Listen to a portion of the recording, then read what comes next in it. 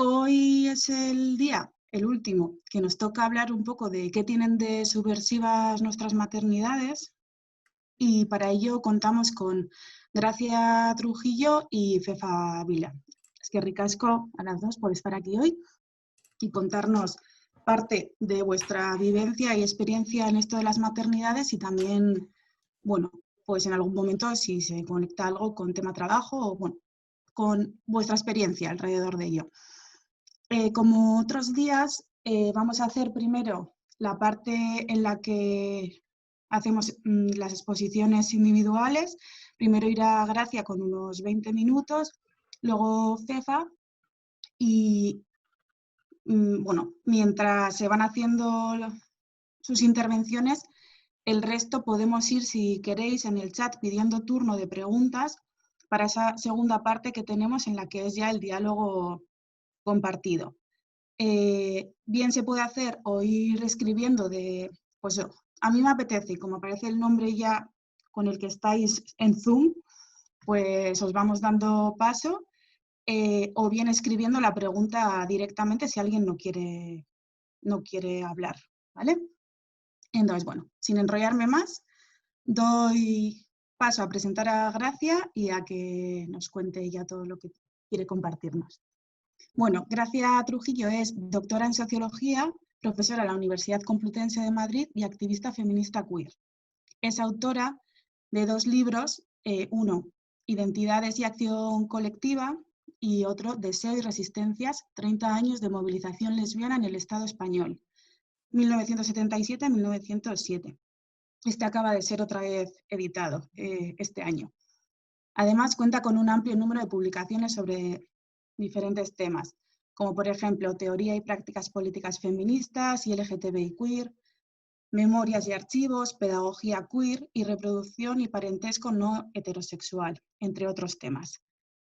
Tal y como aparece también en el último libro que ha publicado recientemente, que ha coeditado con Eva Abril, de Maternidades Queer, he cogido de ahí porque me ha gustado este par de ideas de combina cómo puede seguir investigando y escribiendo con la crianza de Sara y Lea. Y luego también que hace tiempo ya entendió aquello de que toda sexualidad y toda educación es política. Ahora ve cada vez más claro que toda paternidad también. Entonces, bueno, pues es que ricasco, Gracia, y te dejo tu turno. Bueno, pues es que ricasco también, Kaixo, a todas, todes, las que os habéis unido esta tarde a esta sesión que cierra esta conversación colectiva, que a mí la verdad es que me ha encantado, ¿no? Las 2 sesiones anteriores me gustaron mucho. Y espero que esta también nos dé como para conversar, ¿no? También es un placer ver a gente amiga y conocida por aquí conectada, así que bueno, con eso salvamos un poco el rollo este de estar haciendo esto a través de la pantalla, ¿no? Pues por lo menos os veo alguna que estáis por ahí, ¿no? Bueno, gracias por organizar este espacio y gracias también por la invitación, ¿no? A compartir ideas y, bueno, inquietudes, experiencias también con esto de nuestras maternidades esta tarde, ¿no? La verdad es que la pregunta que nos planteabais para esta sesión, esto de qué es de subversivo en nuestras maternidades, yo creo que, bueno, no puede ser más interesante, ¿no? Y también más complicada de responder, en realidad, ¿no? Porque, claro, que es una pregunta que creo que nos interpela como colectivo, nos interpela a título individual y nos hace plantearnos un montón de cosas. A mí me ha dado bastante que pensar, ¿no? Porque quizás, me voy a adelantar aquí un segundo, me voy a saltar mi propio guión, pero quizás, claro, podemos pensar que, claro, ser madres lesbianas nos une en algunas cosas, no ser madres bolleras, pero en otras no, obviamente, ¿no? O sea, como esto ya sabemos las limitaciones de las políticas identitarias, ¿no? Yo, por ejemplo, estoy en un grupo de Facebook que es de Mamis Bollos y en algunas cosas para nada comparto las posiciones o comentarios que hace la gente, en otros sí, ¿no? Entonces, claro, para empezar yo diría que nuestras maternidades están atravesadas, como no, no solo porque somos bolleras, ¿no? Sino por cuestiones como no, pues eso de clase, ideológicas, cuestiones bueno, de nuestro lugar de residencia, de nuestra edad, de nuestra capacidad, en fin, un montón de cuestiones, ¿no? Pero bueno, pensando en qué hay de subversivo en nuestras maternidades, pues bueno, yo quería compartiros aquí lo que sí que considero que hay de subversivo. Incluso me atrevería a pensar que todas las maternidades bolleras tienen algo de subversivo, ¿no? Y esto os lo dejo aquí para que si queréis luego lo retomemos y lo pensemos colectivamente, ¿no? Lo que pasa es que las hay más subversivas que otras y nuestra experiencia de las maternidades, como no, va a venir condicionada por todos estos factores que nos van a atravesar, como digo, ¿no? Para empezar, yo diría que compartimos subversión con todas aquellas paternidades que se desvían, ¿no? Que se escapan del modelo heteropatriarcal, ¿no? Y aquí estarían las madres monomarentales, pero también, pues yo qué sé, las bisexuales, las familias multiparentales, de las que, por ejemplo, nos hablaba María Luisa Peralta, ¿no? El primer día, cuando hablaba de lesbianas y gays que tienen hijos en común, ¿no? Pero creo que también compartimos subversión con esas otras maternidades que nos esperan, ¿no? Por ejemplo, la de las madres que son trabajadoras sexuales, ¿no? Para mí, cuando hablamos de maternidades bolleras o maternidades queer, si queremos ampliarlo, para mí también están estas maternidades incómodas, ¿no? De alguna manera. En algún momento también de las 2 sesiones anteriores ha salido la idea de que, claro, las maternidades bolleras no son nuevas, ¿no? Ya sabemos que no, ¿no? Fijaos que un día hablábamos de cómo en 1901, creo que fue, Elisa y Marcela ya se intentaron casar, ¿no? Una disfrazándose de hombre, tuvieron una hija, o sea, claro que no son nuevas maternidades, ¿no? Pero lo que sí es relativamente reciente es el respaldo legal que tenemos, ¿no? Desde el 2005, como sabéis, que se aprueba la modificación del Código Civil que permitió a parejas de lesbianas y gays casarse y adoptar, ¿no? Desde ahí es cuando realmente podemos contar con el libro de familia, ¿no?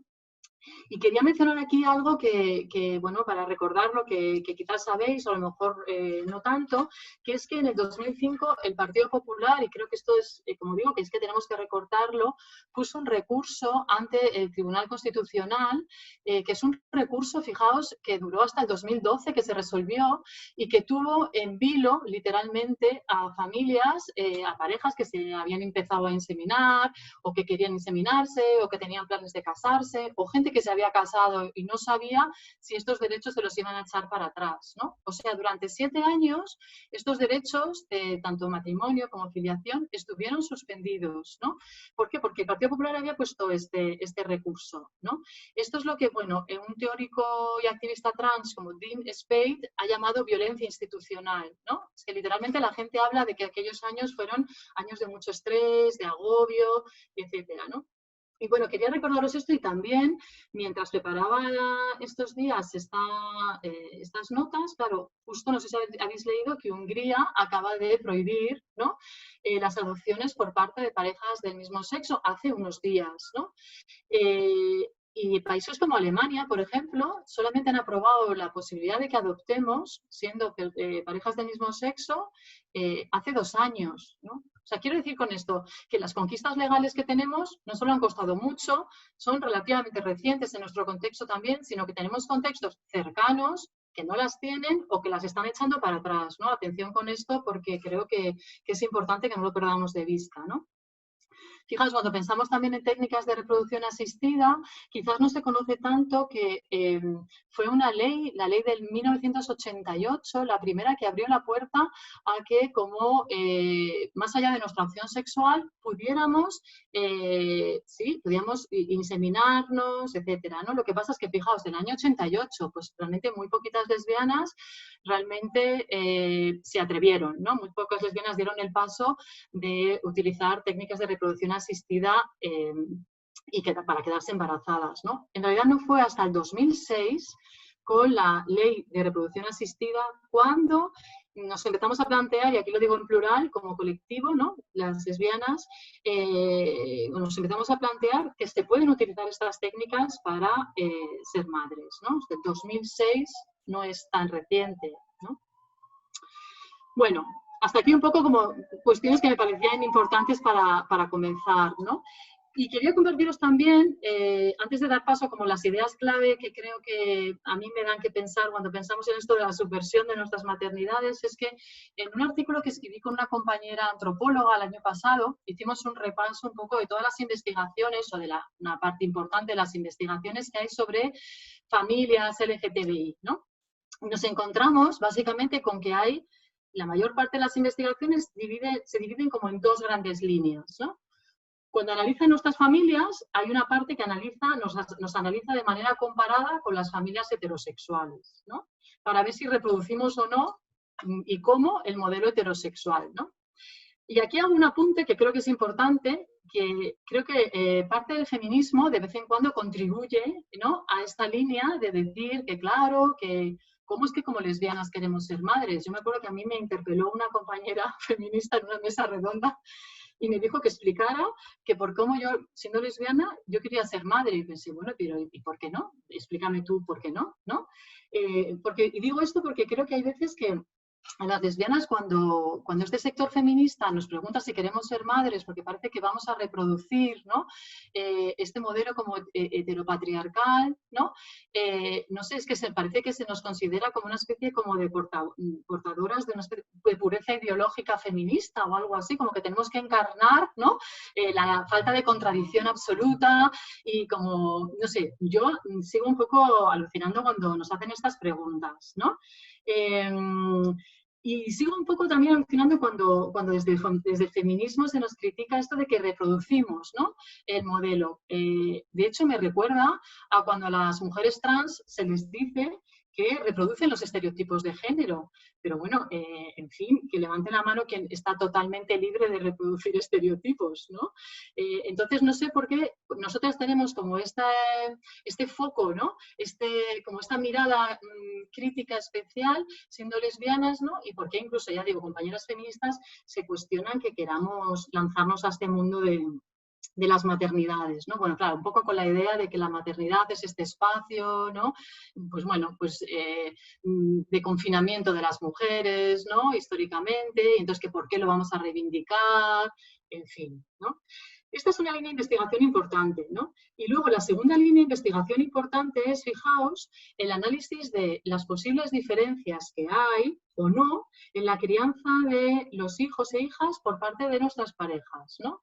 Y hay una parte importante de esta línea de investigaciones que habla de, fijaos, el impacto que tiene esto en los resultados educativos, ¿no? O sea, hijos e hijas de parejas de gays y lesbianas tienen unos resultados académicos iguales que las parejas heterosexuales. Pues todavía hay muchas investigaciones sobre esto.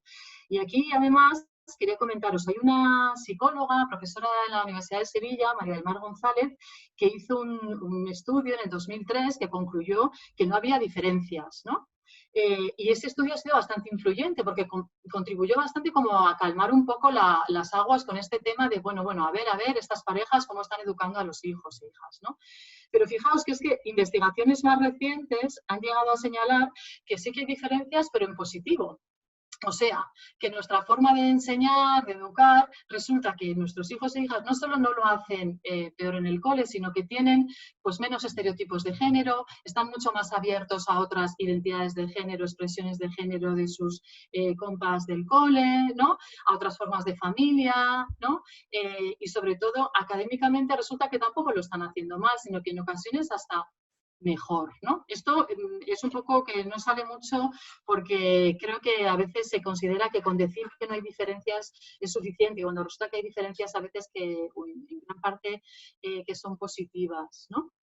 Bueno, en todo caso, yo os comentaba esto de las dos líneas de investigación para deciros que creo que tenemos que escapar de estos marcos de análisis. Esta es un poco mi propuesta, ¿no? Yo creo que ni nos tenemos que comparar con las familias heterosexuales para ver si reproducimos o no el modelo heterosexual, no me interesa tanto eso, y tampoco me interesa este análisis que tenemos sobre si somos madres aptas, ¿no?, y sobre si resulta que nuestras formas de vida tienen un resultado o un impacto en nuestros hijos. Bueno, pues yo ahora propondría que pasáramos de estas líneas de análisis directamente, ¿no?, y pensáramos más en qué nos sucede, ¿no?, a qué nos enfrentamos en nuestro día a día cuando decidimos, siendo bolleras, ser madres, ¿no? Me parece más interesante, al menos para esta tarde, ¿no? Por ejemplo, las múltiples violencias a las que nos enfrentamos, ya le iremos a ello, ¿no? Y cuáles son nuestras estrategias frente a todo ello, ¿no? Así que cuando hablamos de todas estas cuestiones, más que pensar si reproducimos o no un modelo, si somos súper subversivas o no, si nos asimilamos o no, yo creo que, por ejemplo, podemos girar el foco y pensar en la cantidad todavía de prejuicios y situaciones difíciles a las que hacemos frente. Y al mismo tiempo, como os digo, pensar en, bueno, ¿qué nos pasa en nuestro día a día, ¿no? ¿Cuáles son las cuestiones a las que nos enfrentamos, nos preocupan, etcétera, ¿no? Entonces, bueno, aquí yo creo que la idea fundamental es que nuestras formas de familia, creo yo, siguen sacudiendo los cimientos de lo que se considera natural, ¿no? Que es la familia nuclear tradicional, la procreación vía coito heterosexual y la filiación biogenética. Yo creo que estos son como tres grandes cuestiones a analizar. Entonces, bueno, pues por ir un poco por partes, cuestiones que a mí me intrigan o que me han dado mucho que pensar es que, fijaos, el otro día salía esta idea de que como mujeres parece que en algún momento tenemos que devenir madres, ¿no? Como que ser madres es ese horizonte político. Yo creo que siendo lesbianas esto no está tan claro y sigue sin estar tan claro, ¿no? Yo me acuerdo en una ocasión, y además os voy a ir contando quizás alguna experiencia mía, me acuerdo un día en la clínica donde estábamos acudiendo a este tema de la inseminación, que una médica, una ginecóloga nos dijo a mi pareja y a mí que si considerábamos que todas las mujeres tenían el derecho a ser madres, y nos lo soltó así tal cual. Y nosotros nos quedamos así a cuadros, nos miramos como diciendo, sí, sí, sí, no sabemos por qué nos preguntas muy bien eso, ¿no? Porque claro, nos veía ahí dos chicas lesbianas como de, y vosotras que venís aquí, yo pensé, pero además esto es una clínica privada, ¿no? O sea, que no sé qué objeción nos tienen que poner, ¿no? Bueno, yo creo que siendo lesbianas no está tan claro esto de que se espere de nosotras ser madres, ¿no? Fijaos que una sexualidad sin hombres parece que imposibilita que vayamos a tener hijos. Sabemos que no, ¿no? Entre otras cosas, tenemos las técnicas de reproducción asistida, otras formas de poder llegar a quedarnos embarazadas, ¿no? La cuestión es que aquí yo creo que sigue estando en colisión un poco la identidad sexual, ¿no? Con nuestros ser lesbianas, que presupone un sujeto, bueno, individualista, egoísta, hedonista, incluso, con la identidad de madres, ¿no? Que todavía está rodeada de estas ideas de, bueno, la abnegación, la responsabilidad, el dedicarse a los cuidados, etcétera, ¿no? Entonces yo creo que no se nos invita a ser madres, igual que no se nos invita, por ejemplo, a ser no monógamas, ¿no? Al mismo tiempo, cuando nos hacemos madres, hay una especie como de homologación social, ¿no? Y desde fuera se nos percibe, por ejemplo, como que, bueno, nuestras parejas son más sólidas, ya hemos conformado una familia, como si una pareja, una novia o dos novias no fuera ya una familia, ¿no? De hecho, en muchas ocasiones lo que nos pasa es que las parejas no existen, ¿no? O lo hacen de una manera un poco precaria frente a las familias de origen hasta que se comunica que hay un proyecto de maternidad o hasta que incluso ya están les hijos ahí, ¿no? Creo que mientras ganamos en homologación social, hay un montón de presión a confinarnos en el ámbito doméstico. Y yo esto lo he vivido personalmente muchísimo, ¿no? O sea, como esta fuerza todo el rato al llevarnos al espacio de la pareja monógama y además los cuidados en casa, ¿no? Yo creo que la maternidad aísla un montón y yo personalmente esto lo he vivido mucho y me he confrontado mucho con esto, ¿no? Como, incluso estando agotada, no teniendo tiempo, seguir como eso, viendo en la medida de lo posible a las amigas, seguir construyendo red, tirar mucho de ellas también, pedirles ayuda, pero sobre todo el no quedarnos eso solas y aisladas, ¿no? Creo que es que hay todo como una fuerza que nos empuja todo el rato en ese sentido. Yo esto lo he vivido mucho, ¿no? Aquí entra también el tema de las amistades que hablábamos el otro día, que creo que es muy importante, ¿no? Esto de cómo hacer realmente para cuidar, para criar en tribu, ¿no? En mi caso en concreto, por ejemplo, sí que es cierto que muchas amigas cercanas estuvieron ahí desde el principio, cuando nacieron nuestros hijos, y que estuvieron apoyándonos y ayudando un montón. Otras que, bueno, pues en la medida de sus posibilidades, hay veces que la gente no tiene tiempo, no tiene energías. Yo también aprendí, esto ha sido todo un aprendizaje, a respetar que cada cual contribuía como podía, pues eso, con el tiempo o trayéndonos a veces comida hecha o con lo que fuera, ¿no? Y otras amigas, yo me acuerdo una que incluso me dijo, oye, mira, yo es que realmente el tema de la crianza no me va, y bueno, seguimos siendo amigas, nos seguimos viendo, pero esta amiga directamente, pues, desde el principio dijo que no iba a colaborar mucho, ¿no? O sea, que yo he tenido experiencias diferentes, pero es cierto que he intentado mantener eso, la red, ¿no? Y he intentado también, bueno, sí, pues que nos ayudaran, porque además en nuestro caso tuvimos mellizas y la verdad es que nos vimos desbordadas, ¿no? Lo siguiente, o sea, esto fue como un tsunami total que nos pasó por encima y entonces tuvimos eso, que tirar mucho de la gente cercana, ¿no? Y en concreto también, por ejemplo, de mi familia, que es la que está en Madrid, ¿no? Bueno, creo que esto de cuidar en tribu también es una cuestión no solo de salud mental y también bueno, de que muchas veces es que es el agotamiento físico total el que tienes, que no te dan las horas, tal, sino también que puede ser una cuestión material, ¿no? Igual que hablábamos el otro día de relaciones más allá de la monogamia, ¿no? Relaciones, bueno, abiertas, de anarquía relacional, poliamorosas. Creo que a veces se nos olvida hablar en este sentido de la cuestión material que hay, ¿no? De los cuidados, de cómo se pueden repartir, incluso de cómo se puede contribuir en un contexto como el que estamos tan complicado, ¿no? De trabajo, de precariedades y tal, como una red poliamorosa o este cuidado en tribu puede contribuir a, bueno, al sostenimiento, ¿no? de las familias, ¿no? Hablando de subversión, aquí sí, desde luego, creo que nuestras maternidades son subversivas porque tienen el deseo como motor, ¿no? El deseo de maternar, de criar, de educar está ahí, ¿no? Y siendo lesbianas, como digo, no es lo que se espera, ¿no? De nosotras. Creo que esto todavía no está muy claro a día de hoy, ¿no? En nuestras parejas o en las relaciones abiertas o poliamorosas, muchas veces se habla, se negocia, ¿no? Sobre quién gesta o quién no. Yo creo que también es subversivo, por ejemplo, cuando reclamamos la maternidad sin haber gestado. Esto es todo un tema importantísimo del que hablamos poco todavía, ¿no? Se negocia quién empieza, por ejemplo, en el caso de que quiera embarazarse más de una, quién va a ocuparse de la lactancia, si lo van a hacer una o dos, ¿no? O incluso lo puede hacer alguien fuera de la pareja también. Yo conozco un caso, ¿no? De una amiga que hizo esto de la lactancia, ¿no? Porque la mami no podía por temas de trabajo, ¿no? Negociamos también, en la medida de lo posible, cómo organizar los tiempos, los cuidados, cómo nos vamos a llamar, ¿no? Y creo que esto tiene todo mucho, desde luego, potencial subversivo, ¿no? O sea, no son cosas dadas por hecho. De hecho, yo creo que andamos muchas veces sin referentes, inventándonos pues muchas cosas, inventándonos los caminos por los que vamos transitando. Por ejemplo, esto de cómo nos vamos a llamar, ¿no? El otro día me parece que era Susana la que decía, al final ha sido nuestra propia hija pequeña la que está decidiendo, y a mí me pasó una cosa muy parecida, ¿no? O sea, que estuvimos como con mucho debate y luego han sido nuestras hijas las que han ido decidiendo cómo nos llamaban, ¿no? En fin, son cosas que a mí me parece que es interesante recordarnos, que no damos por hecho y que están abiertas a, pues sí, a una cosa creativa, a que nos inventemos como queramos este tema y otros muchos, ¿no? En este sentido, como decía al comienzo, no creo que nuestras maternidades sean perfectas, ni mucho menos, por el hecho de ser dos mujeres, que yo creo que hay mucho todavía en el aire con esta idea, ¿no?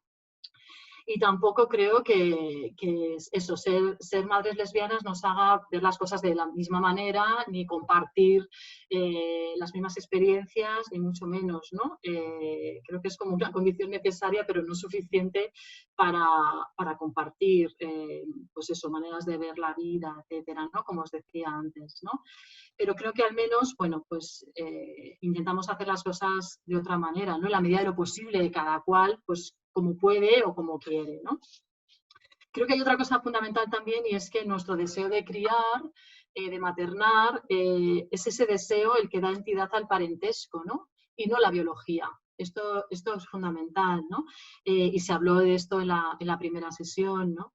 Si el movimiento feminista se ha peleado y continúa por conseguir el acceso a las técnicas de interrupción del embarazo, ¿no? Y ahí están las compañeras argentinas peleándose todavía por la despenalización del aborto, ¿no? Nosotras nos estamos peleando en realidad porque esas tecnologías nos permitan serlo, ¿no? Y también nos estamos peleando, incluso como decía antes, frente a una parte del movimiento feminista por defender este derecho también a aventurarnos en esto de ser madres, ¿no? Y en este sentido, me llama mucho la atención que en los debates sobre, por ejemplo, la revelación del origen, ¿no? Fijaos a nuestros hijos, en la inmensa mayoría de las ocasiones, la preocupación central es de los donantes de semen, ¿no? O por los donantes, ¿no? Nunca o casi nunca lo he leído yo por las donantes de óvulos, ¿no? Creo que esto nos debería hacer pensar, ¿no? Cuando hablamos de si las donaciones deben ser anónimas o no, yo creo que es algo ganado que sean anónimas. De hecho, en otros países, como por ejemplo Alemania o Holanda, han conseguido revertir la cuestión del anonimato, y creo que esto no ha sido precisamente una política muy feminista, sino todo lo contrario. Ha ido en defensa de los donantes de esperma, ¿no? Y para parejas, por ejemplo, de lesbianas, de mujeres solteras que acuden a la inseminación, ¿no? O a técnicas de reproducción asistida, ha sido realmente un revés importante, ¿no? Así que creo que esto lo tenemos que pensar colectivamente, ¿no? El hecho es que no hay preocupación por las donantes, y sí por los donantes de óvulos, y sí por los donantes de semen, ¿no? Creo que esto es una evidencia de cómo está todavía ahí como este pánico, este miedo a ver si los pobres hombres, o hay por ahí hombres a los que se les está robando la paternidad, ¿no? Y bueno, un par de cosas más y luego ya os comento algunos retos que creo que tenemos pendientes. Creo que nuestras maternidades nos sacan del armario. June escribió un texto sobre esta cuestión en nuestro libro de Maternidades Queer, que os animo a que leáis, que está muy bien. Y me acuerdo que una de las entrevistadas de este artículo que escribimos con esta compañera antropóloga que os mencionaba, nos decía en una entrevista: ¿nos sacan del armario? No, nos sacan del barrio, ¿no? Y esta entrevistada nos decía, claro, el ser madre lesbiana realmente nos saca literalmente. Yo esto también lo he vivido en primera persona, ¿no? En la calle, en la pediatra, frente a nuestras familias, y ya no estábamos ya fuera del armario, en el cole, ¿no? O sea, realmente es que es muy difícil estar en el armario. Y no solo es muy difícil, sino que yo creo que es bastante contraproducente pensando en nuestros hijos, ¿no? Porque ven si pisamos fuerte frente al mundo, ven, bueno, que tienen dos mamis diferentes, ¿no? O tres, o las que sean, y cómo gestionan las relaciones con ese mundo que a veces, pues bueno, no es muy amigable, etcétera, ¿no? Aquí hay un concepto que me gusta mucho de un par de sociólogos que lo llaman el armario transparente, ¿no? Cuando nos pasan las familias que todo el mundo sabe, pero nadie dice nada, ¿no? Todos estos pactos de silencios, de invisibilidades, que en muchas ocasiones se rompen, como os decía, con el tema de la crianza, ¿no? Yo tengo unas amigas que, una de ellas, que es la que gestó, tenía súper mala relación con su padre en concreto y su madre, y estuvieron años sin hablar, y el padre le llamó el día que ella dio a luz, ¿no? Esto, por cierto, lo cuenta también en el libro de Maternidades Queer, ¿no? O sea, una familia desaparecida, pero que cuando se entera que ella, además, es la que gesta, es cuando hace la aparición, ¿no? Y luego, además, el padre estaba súper contento porque lo que iba a dar a luz eran 2 varones, ya para rematar, ¿no? Un debate que tuvimos mucho con estas amigas, por ejemplo, es si hubiera sido la pareja la que hubiera gestado, si realmente la reacción de la familia esta hubiera sido la misma, y no lo tienen nada claro, ¿no? Entonces, bueno, esto de los armarios en las familias es todavía un tema tremendo, ¿no? Y creo que además nuestras maternidades hacen, de hecho, salir del armario a las familias, ¿no? Quieran o no, pues eso, padres y madres, tíos, tías, que si no se hace todo como muy raro, ¿no? Entonces al final acaban contándolo al mundo, ¿no? En fin, esto sigue siendo así, ¿no? Y es cierto que lo que sucede en muchas familias ha sucedido con la mía, ha sucedido con muchas amigas cercanas, es algo que yo ya había visto en investigaciones y que ahora estoy viendo más de cerca, ¿no? Es que hay esta especie como de reconciliación, ¿no? Como de, bueno, mi hija es boyera, pero venga, que está este proyecto, venga, que ha sido madre, venga, que ahora tenemos un nieto, una nieta, ¿no? Y me encantó el otro día Rocío Bajardí cuando decía lo de que nuestras familias se redimen, ¿no? Frente bueno, a agravios, a veces desprecios, a conflictos y tal, se redimen a través del cuidado de nietos y nietas, ¿no? Yo creo que ella lo explicó muy bien y estoy súper de acuerdo con esa idea, ¿no? Y bueno, por último, antes de comentaros lo de los retos, creo que tenemos una ausencia de referentes importante, ¿no?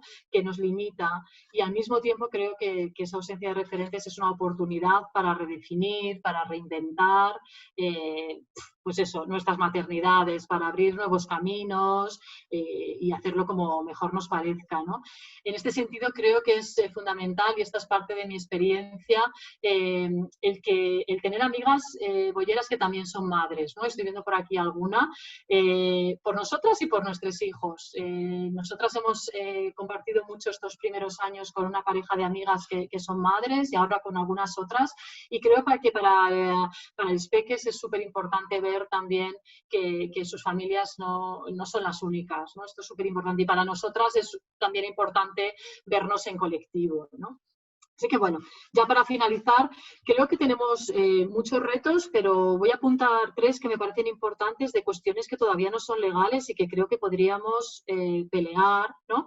Y es que creo que hay una cuestión que tiene que ver con las relaciones que van más allá de la pareja monógama, que esto tenemos que seguir batallándolo, ¿no? Porque realmente lo que nos está sucediendo es que muchas elegimos la inseminación anónima de donantes y otros tratamientos de fertilidad para evitar escenarios que podrían resultar desiguales, ¿no? Porque la maternidad legal sigue estando limitada a 2 personas. Yo en algún momento tuvimos la idea, algún amigo se ofreció y tal, pero es que realmente no lo vimos nada claro, ¿no? También con alguna experiencia cercana que hemos tenido de que, bueno, la cosa fue muy complicada y tal, y bueno, sobre esto seguro que ahora nos va a comentar Fefa, ¿no? Así que no me extiendo mucho, ¿no? Hay otra cuestión también que me parece súper importante y es el tema de cómo accedemos a la filiación a través del matrimonio. Yo creo que esto es una violencia institucional y creo que no exagero cuando digo esto, ¿no? En mi caso, por ejemplo, yo lo viví un poco así, ¿no? O sea, el hecho de que tuvimos que casarnos, a excepción de Cataluña, hasta donde yo sé, hay que hacerlo todavía si queremos filiar a nuestros hijos, ¿no? Y creo que esto es algo que tendríamos que pelear, ¿no? O sea, esto no les pasa a las personas heterosexuales. Tú puedes tener una pareja de hecho regulada o no y tienes que poder tener el derecho de tener un libro de familia, ¿no? Y luego creo que tenemos que seguir asegurando un poco que el acceso a las técnicas de reproducción asistida se sigue haciendo en la sanidad pública, ¿no? Atención que tuvimos a la señora Ana Mato, a esta ministra de Sanidad, ¿no? Que en el 2006 echó para atrás el tema de que lesbianas y madres solteras se pudieran inseminar. Cuidado, que no estamos lejos de que nos lo puedan echar para atrás. Hay que seguir peleando que todo el mundo pueda acceder a las técnicas de reproducción asistida en la sanidad pública, porque si no, la cuestión de poder ser madre es una cuestión de recursos, ¿no? Si no los tienes y puedes acudir a una clínica privada, entonces se acabó. En nuestro caso, por ejemplo, acudimos a una clínica privada porque cuando nos lanzamos al proyecto de la maternidad, en Madrid, en la Comunidad de Madrid, gracias a la señora Ana Mato, no se podía ir a la sanidad pública, ¿no? Aquí en esta comunidad, por ejemplo, como en otras muchas donde gobernaba el PP, no se podía, ¿no? Eso no estaba solo la limitación de la edad, sino la limitación de ser lesbiana o ser mujer sin pareja varón, ¿no? Entonces, bueno, creo que esto tenemos que estar al tanto, porque si no, claro, la cuestión de clase aquí bueno, puede hacer que mucha gente, la cuestión de los recursos, ¿no? No pueda finalmente, pues eso, ser madre, ¿no? Y creo que también hay otra cosa que podríamos pelear y es toda la cuestión de las donaciones, de lo que se llama el biomaterial entre particulares, ¿no? Ahora mismo solamente se puede donar un óvulo a una pareja mujer si estás casada, ¿no? Creo que esto es algo que tendríamos también que pelear, ¿no? Que un amigo, por ejemplo, pueda donar semen, ¿no? Y que esto luego sea una cosa legal, ¿no? Y que pueda tener un correlato en organizar la pareja y que esa persona esté incluida en la afiliación o no. ¿no? Pero que creo que esto es algo importante, ¿no? Y bueno, ya para finalizar, una cosa que me parece clave aquí es que creo que las maternidades, o la maternidad sigue siendo considerada un espacio despolitizado, ¿no? Parece como que es ese espacio doméstico, ¿no? Que estás entre biberones y pañales, ¿no? Y luego criando y tal, y de eso nada, ¿no? Es un espacio totalmente político, por supuesto, en el que estamos manejando un montón de cuestiones. Fijaos ahora con la COVID lo que estamos viendo, el tema de los cuidados, ¿no? De los tiempos, del sostenimiento material de la vida, ¿no? De la vulnerabilidad, de la interdependencia, o sea, 1000 cuestiones que nos atraviesan en las maternidades, ¿no? También. Y creo que tenemos que seguir politizando este espacio, ¿no? El espacio de las maternidades, y seguir politizándolo para también sentirnos menos solas y pensar todos estos temas colectivamente, ¿no? Que se piensan siempre mucho mejor. Bueno, muchas gracias y continuamos ahora con la conversación. Eskerrik asko por todas las ideas y retos que nos has planteado. Muy interesante todo, la verdad. Va a seguir pensando ahí. Fefa, te presento y pasamos directamente a lo tuyo antes de las preguntas, ¿vale? Fefa es de origen rural galego, profesionalmente ha transitado por muchos escenarios diferentes. Actualmente es profesora de Sociología en la Universidad Complutense de Madrid. Además, es investigadora y comisaria independiente. Entre otros trabajos, de los últimos que ha realizado, pues se encuentran la dirección artística del proyecto para el Ayuntamiento de Madrid en 2007, El porvenir de la revuelta, Memoria y deseo LGTBIQ, y ha sido también coeditora con Javier Sáez del libro El libro del buen amor, Sexualidades raras y políticas extrañas. Sobre el tema a tratar hoy, escribió la entrada Maternidades queer en el libro Barbarismos queer y otras esdrújulas, y además, en lo personal, en su vida, lo que la atraviesa, es madre boyera de una niña de 13 años que, como nos cuenta ella, perdió a su madre a su otra madre hace 4 años y medio. Fefa nos va a compartir desde la reflexión personal de su experiencia. Eskerrik asko, te escuchamos. Hola, buenas tardes, muchas gracias. Es un placer compartir siempre y compartir con tantas bolleras al otro lado de la pantalla. Algunas amigas, sé que estáis por ahí, conocidas. Me da pena no poder hacer encuentros cara a cara. Ha sido un año muy saturado de interfaces, de ordenadores y también de experiencias y situaciones que habitan y determinan nuestras maternidades o nuestras crianzas. Es decir, la maternidad boyera este año, COVID, también yo creo que podría tener una lectura propia o una lectura dentro de los duelos y dentro de las relaciones que se debaten o que sentimos en este año pandémico. Bueno, que muchas gracias por invitarme, muchas gracias por estar todas ahí viernes tarde, y respondiendo a una pregunta realmente complicada y realmente difícil de aterrizar desde un punto de vista social o desde un punto de vista más colectivo. En mi piel siento que evidentemente hay muchos elementos para la subversión. También siento que no todas las personas, no todas las mujeres, no todos los bollos, en este caso todos los bolleros que decidimos o que queremos ser madres, respondemos incluso a nuestro deseo más subversivo.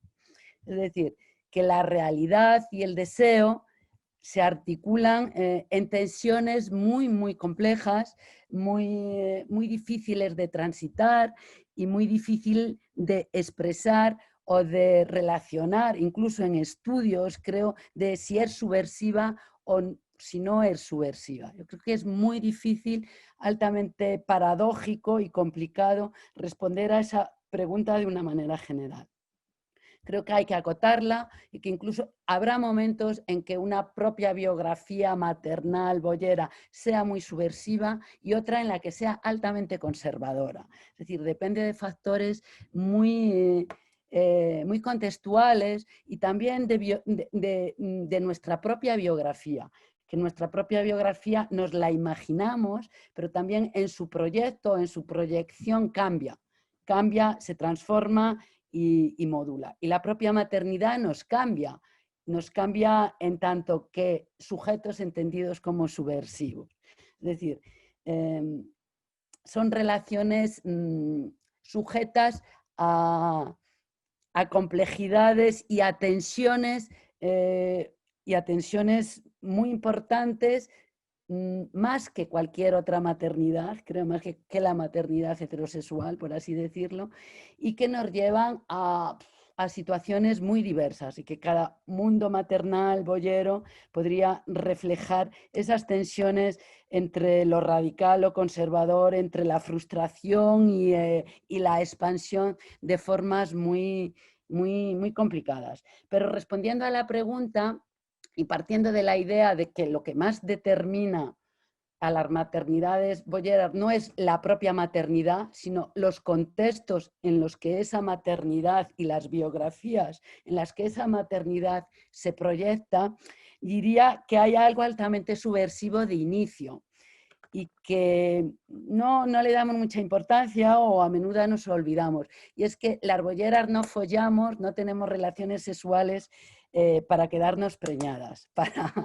para tener bebés. Es decir, nuestro deseo, nuestra sexualidad está separada del proyecto de reproducción. Y eso marca una radicalidad en el deseo muy importante.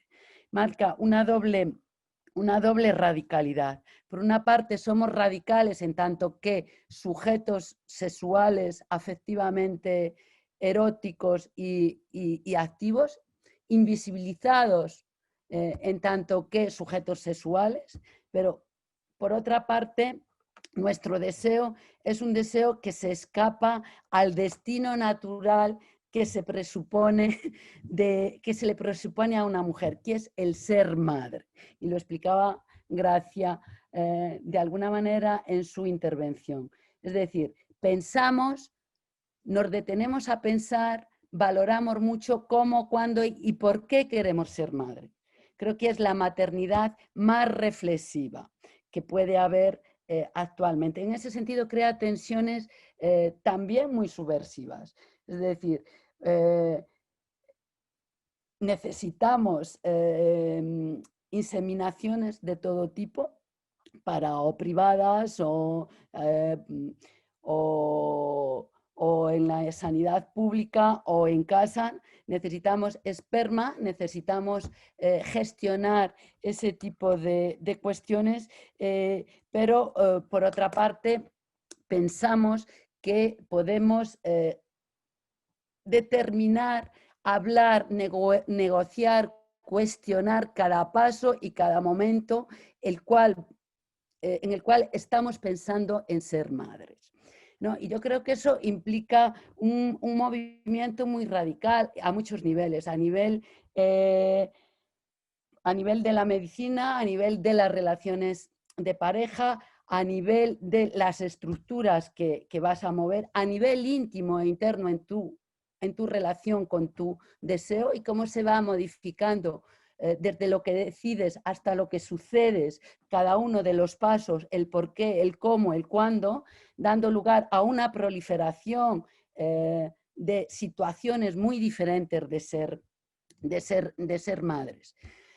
Pero lo que no se plantea o lo que se ha movido poco, y para mí yo creo que es parte del debate, es por qué la maternidad, las maternidades, nuestras maternidades boyeras, incluso las maternidades boyeras hoy en día, siglo XXI, 2020, escapan de la discusión, han escapado, no tienen un asiento, no tienen una polémica dentro de las propias, por lo menos una polémica y una discusión central dentro de las prácticas políticas y de las reflexiones teóricas feministas. Yo creo que eso es algo que aporta o podría aportar una radicalidad en la discusión y que operaría sobre la realidad. Es decir, ¿por qué el feminismo o por qué la historia feminista más contemporánea o aterrizándolo más, por qué nuestra historia feminista en el Estado español no ha sido central, no sigue siendo central la maternidad? Y cómo las bolleras o cómo las maternidades que se escapan de las maternidades, digamos, entre comillas, subversivas o que se escapan de la matriz heterocentrada, pueden politizar esos escenarios teóricos y esos escenarios políticos, y cómo pueden dar una reapertura o una potencia a otras formas de entender también sexualidad y la reproducción, las dos cosas, las dos caras que el mundo boyero, las lesbianas, tenemos hasta cierto punto escindidas, o sea, van por caminos muy complejos y muy diferentes. Es decir, el placer y el peligro de ser madre iría por un lado, y el placer y el peligro del deseo homoerótico o de nuestra proyección como sujetos deseantes iría o está anclado en otras cuestiones. Y me parece interesante llevarlo ahí, llevarlo a esa pregunta en torno a qué pasa en el feminismo y qué pasaría si estas discusiones, si la maternidad fuese un punto de discusión dentro de la agenda, del feminismo, una agenda que cada vez es más amplia y más potente, y donde no está la maternidad. Entonces es pregunta aquí nosotras bolleras, hablando solo entre nosotras, de nuestra maternidad. Es como una toma de conciencia en torno a maternidad, que hay muchas cosas que nos unen, otras cosas que nos separan, y luego atravesadas por biografías diferentes. Pero no estamos problematizando en esta discusión, yo creo, ni en otros lugares de espacios de discusión, la maternidad y lo que supone la maternidad, lo que supone la sexualidad en los debates dentro de la agenda y dentro de las confrontaciones feministas. Por ejemplo, el aborto, sí, y el aborto ha sido un gran debate dentro del feminismo. El aborto, las propias bolleras, lo hemos hecho nosotras, parte de nuestro debate en relación a el cuerpo, la sexualidad, la autonomía, etcétera, etcétera, pero la maternidad la maternidad boyera no ha traspasado esa línea y no ha aterrizado en las discusiones del feminismo. Entonces, es decir, ¿radical para quién? Radical, hemos salido del armario, cómo, cuándo y dónde, qué estamos transformando, con quién, con qué sujeto político estamos dialogando, qué estamos moviendo, qué marcos estamos moviendo ahí. Evidentemente la heterosexualidad, vista desde nuestras compañeras feministas heteras, han huido de la maternidad en tanto en cuanto era el destino previsible de las mujeres, y en tanto en cuanto necesitaban un padre o la figura del padre para gestionar o autogestionar ese tipo de tránsito. El feminismo huye de la maternidad como ese destino natural y huye también del padre como la línea de transmisión de la autoridad. Huye en un sentido teórico, porque en la realidad no huye, en la realidad sigue habiendo reproducciones mayoritariamente heterosexuales de padres y madres, aunque los modelos familiares y los modelos de reproducción hayan cambiado radicalmente en nuestra vida. Es como una escisión un poco neurótica entre una huida y una pertenencia, y creo que creo que las prácticas de maternidad bolleras o las prácticas de maternidad disruptivas, digámoslo así en manera general, podrían politizar estos discursos ausentes dentro de las prácticas y de la agenda feminista, que no estamos como anécdota, estamos como vivencias tangenciales, estamos como una tesis aislada, pero no aterriza, y cuando aterriza vamos a ver qué sucede. Otra de las cuestiones que a mí me interesa es realmente la sociabilidad, la maternidad realmente como un paso a la educación y al principio de crear sociabilidad, de crear vida social, de crear organismos sociales, tejidos sociales. Y yo creo que también esa es otra parte muy radical o puede ser del mundo boyero. Yo creo que al sistema capitalista, heteropatriarcal, al sistema más normativo, le importa bastante menos que follemos, que nos casemos incluso. Lo que más le preocupa o lo que más produce una ansiedad de tipo regulativo es la capacidad que tienen sujetos de crear una sociabilidad diferente.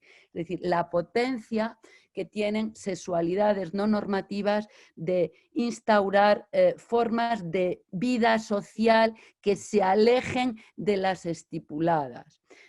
Y en ese sentido está la crianza queer, la crianza boyera, la crianza trans. Es decir, ¿qué pasa con nuestro deseo? ¿Qué pasa con esas diferentes líneas de fuga que suceden individualmente en nuestros propios cuerpos, personalmente con los médicos, con la ciencia, y luego cuando llega la criatura, las criaturas a nuestra vida? Y cuando llegan, ¿y en qué modelo familiar llegan? Porque, insisto, hay muchos modelos de ser madres lesbianas o de tener formas de criar y de llegar a situaciones altamente novedosas y muchas veces muy conflictivas e incluso dolorosas. Mi idea o mi hipótesis o lo que observo es que cuanto más te alejas del reconocimiento normativo de esa sociabilidad, más radical eres. Eso está claro. Y cuanto más reproducimos, en tanto que sujetos insertos en un modelo normativo del cual tampoco podemos escapar tan alegremente y al cual no nos podemos enfrentar ni de manera aislada ni tan fácilmente para poder tener la vida maternal y la crianza social que desearíamos. Cuanto más te alejas de ese modelo, más conflictos tienes, más posibilidades de desbancar modelos normativos y también más posibilidades de sufrir. Yo creo que las maternidades bolleras, igual que traer a alguien al mundo, atravesar por ese proceso, para mí ha supuesto personalmente una gran potencia personal. Creo que es una gran obra de arte y no es una esencialización, sino que es un proceso de creación de subjetividad radical y de materialidad radical que cambia. Hay algo que profundamente cambia. Yo creo que profundamente cambia porque lo pensamos mucho, porque es un deseo no altamente esperado, no naturalizado. Por supuesto, mi familia nunca esperaba, mi familia biológica, nunca esperaba que yo fuese madre. Nunca.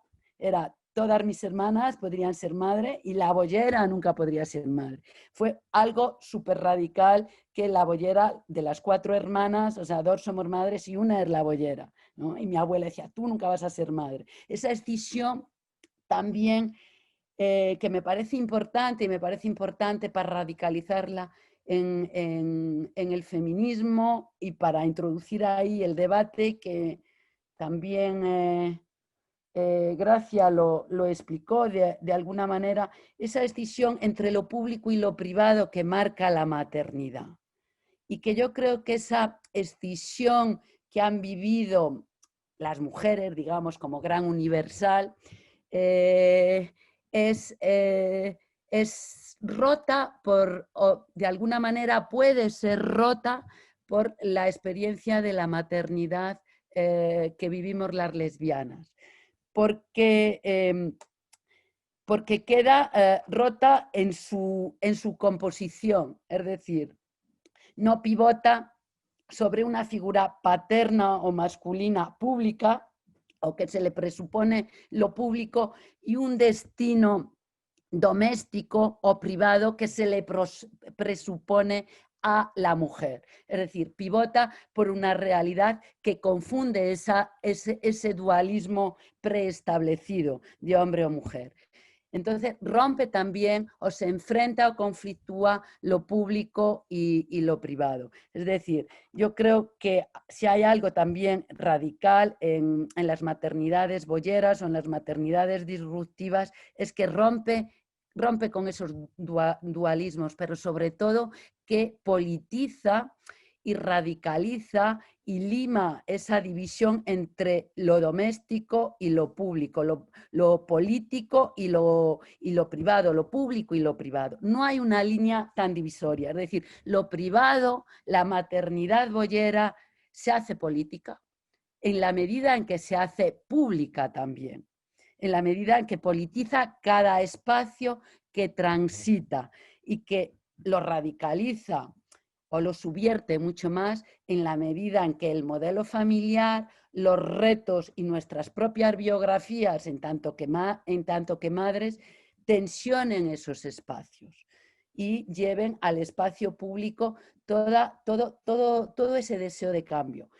Y en la medida en que quieras ser una madre pues católica, apostólica y romana, aunque seas lesbiana, pues evidentemente no va a cambiar nada. Pero en principio yo creo que sí, que hay una posición de conflictuar o de borrar esa distancia entre lo público y lo privado. Es decir, lo que pasa en la casa y lo que pasa en el colegio, lo que pasa en el hospital o en nuestras citas con les pediatras, tiene mucho que ver con lo que pasa en nuestras casas. Como educamos en nuestras casas, tiene que ver con nuestras discusiones en las AFAS o en las AMPAs de nuestros colegios. Tiene que ver también con nuestras discusiones y con los derechos que nos otorgamos en nuestros lugares de trabajo. Es decir, la maternidad boyera irrumpe conflictuando los espacios políticos y dinamita lo privado y lo público de una manera brutal. Y también sentimos la violencia. Sentimos la violencia porque, como decía al principio, yo creo que lo que más importa al orden no es tanto que nos casemos, que tengamos relaciones sexuales al margen de las establecidas por una normatividad o heteronormatividad heredada, que tengamos deseos sexuales y filias sexuales muy, muy radicales, sino que el miedo, yo creo que el miedo social es que anunciemos o tengamos la capacidad de crear nuevos vínculos y nuevos modelos de sociabilidad. Y yo creo que eso es lo más radical que podemos llevar al debate feminista. Es decir, en qué medida nuestras maternidades bolleras o en el origen tienen una potencia de nombrar una sociabilidad nueva, una sociabilidad muchísimo más emancipada, una sociabilidad que rompe o que conflictúa desde la base los dualismos sobre los cuales se estructura la vida heteronormativa y todos los principios de herencia, de capitalismo, etcétera, etcétera. Es decir, hay ahí algo que creo que deberíamos discutir dentro del feminismo.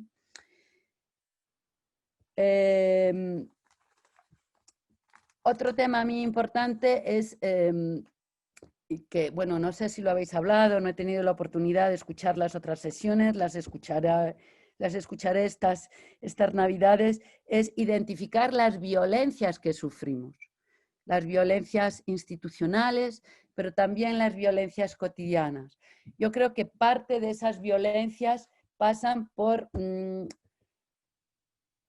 adaptarnos o intentar imitar o intentar recrear nuestras experiencias sociales en tanto que madres, nuestra crianza en tanto que madres en esferas sociales definidas por leyes, por normas y por ritos que siguen siendo heterosexuales.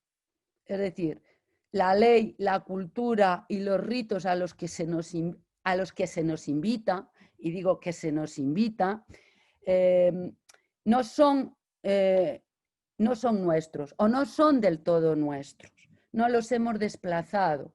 No hemos desplazado los ritos en el colegio, no hemos desplazado los ritos en el hospital, no hemos desplazado los ritos con nuestras familias que nos quieren, por fin salimos del armario porque somos madres y tenemos hijos y quieren a nuestros hijos. Pasan muchas cosas en ese proceso, pero los ritos de aceptación, las leyes de transmisión y de posibilidades tanto de crianza o de modelos de crianza como de donación, como de socialización en un edificio o en una casa, están muy marcados por ritos culturales, por leyes, por el derecho en sí mismo, que nos invita a participar en él, que nos invita a estar ahí.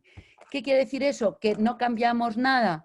¿Que simplemente actuamos pasivamente en esos ritos? No, desplazamos. Yo creo que en el colegio desplazamos, en la universidad desplazamos, en nuestras cenas de familia de Navidad desplazamos cosas, símbolos, sentidos, pero a veces con un mayor o menor grado de violencia. Es decir, como madres como madres bolleras, como criando a hijos e hijas que no pertenecen a esa matriz normativa o que no pertenecen o no están inscritos en ese deseo, provocamos conflictos y vivimos y sufrimos violencias de todo orden. Muchas nos las callamos, muchas las aceptamos y muchas nos enfrentamos a ellas. Yo personalmente me enfrenté en juicios a intentar reivindicar un modelo familiar que pivotase de una manera extensa. Y ahí sentí todo el poder del padre, todo el poder de la autoridad jurídica en tanto que línea patrilineal del derecho, en tanto que una línea que reconoce la filiación, en tanto que una matriz jurídica que inscribe el deseo disruptivo de todas las personas y que lo incluye o lo aísla en esa matriz y que impide realmente que se haga política.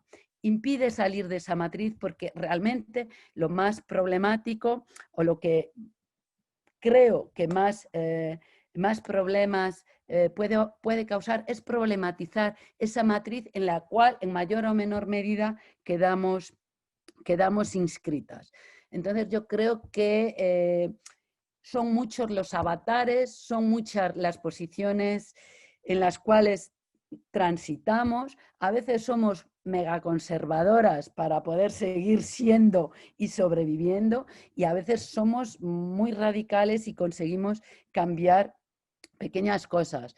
Creo que se han cambiado cosas, creo que las maternidades bolleras tienen el germen de la radicalidad y de la subversión, pero que también están acotadas, parasitadas, en buena medida en normas, en instituciones, en ritos, en culturas, en imaginarios que formamos parte que nos impiden salir de ahí, que creo que lo más importante o la agencia que se debería abrir sería dentro del feminismo, dentro con esa tradición de discusión, y creo que ahí tendríamos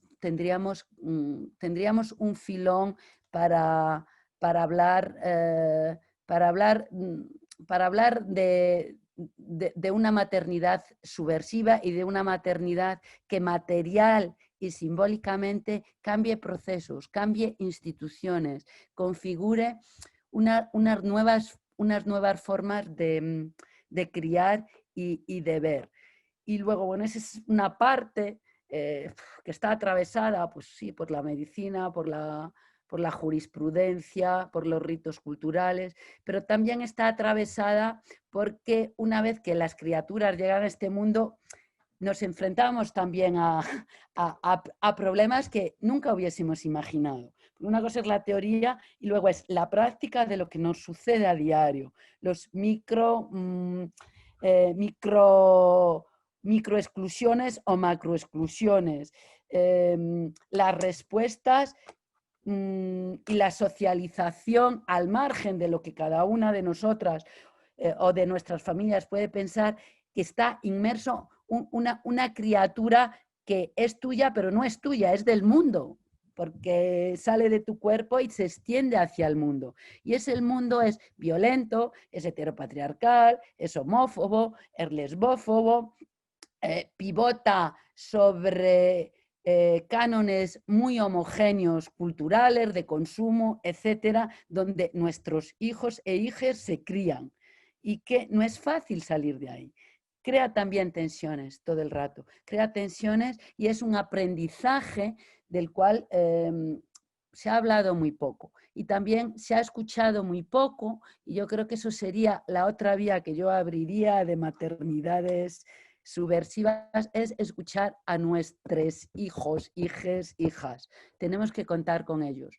Es decir, no se puede hablar de maternidades bolleras subversivas sin escuchar las voces, la vida, lo que tenemos, lo que tienen que decir esas personitas que hemos traído al mundo y que son nuestras y que ya no son nuestras, a la vez que son del mundo en el que están insertos, ¿no? Entonces, creo que ese es un trabajo pendiente y radical, y que también, por otra parte, la infancia, los niños, la crianza queer, está excluida también de los debates feministas. Es decir, maternidad y niños en este país al menos, yo creo que hay otras experiencias en América Latina, en Brasil, escuché a una antropóloga diciendo que todo lo que contábamos aquí de nuestras maternidades bolleras, de nuestras familias diferentes, que realmente en Brasil, en muchas comunidades inscritas en tradiciones indígenas o racializadas muy diferentes, pivotaban sobre otros escenarios que eran altamente radicales y que no estaban inscritos en esa matriz de occidental, que vea a los niños y que vea a la familia y que ve las crianzas de una manera aislada, protegida y transitando a través de a través de instituciones y de modelos muy previsibles. Es decir, tenemos que aprender y tenemos que escuchar a las criaturas pequeñas. Tienen que tener espacios para hablar que ellas tienen que hablar de sus familias, tienen que hablar de sus madres, tienen que hablar de cómo nos ven y cómo se ven. Y yo eso también veo que transita de forma diferente. Yo tengo ahora una hija adolescente que ha sido bebé, que ha sido niña antes, y se enfrenta en cada momento, en cada etapa de su vida, a